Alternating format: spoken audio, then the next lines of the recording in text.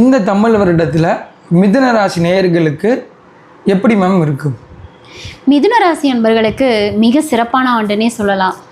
ஏன் அப்படின்னா, அவங்களோட தனிப்பட்ட திறமைகள் அனைத்தும் வெளி உலகத்துக்கு காண்பிக்கக்கூடிய ஒரு காலமாக இருக்குங்க. அது வந்து மியூசிக்காக இருக்கலாம், இல்லை ஸ்போர்ட்ஸாக இருக்கலாம், இல்லை படிப்பாக இருக்கலாம், என்ன வேணாலும் இருக்கலாம். தனிப்பட்ட திறமையை வெளிக்காட்டக்கூடிய ஒரு ஒரு சிறப்பான ஆண்டாக இருக்கலாங்க.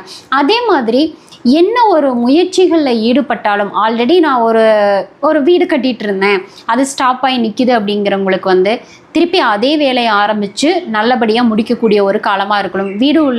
அதாவது வீடு மட்டும் உள்ள ஒரு தொழிலாக இருக்கலாம், இல்லை வண்டி வாகனமாக இருக்கலாம், எது வேணாலும் இருக்கலாங்க. ஆனால் புதுசாக ஒரு முதலீடு போட்டு ஒரு ஏதாவது ஒரு விஷயம் பண்ணுறாங்க அப்படிங்கும்போது மட்டும் சிறிது தடை தாமதம் ஏற்படும். தொழில் நிலையில் அப்படி தான். ஒரு காலகட்டம், ஒரு மாதம் பார்த்தீங்க அப்படின்னா நல்லா சூப்பராக நல்ல ஒரு வளர்ச்சி அடைகிற மாதிரி இருக்கும்.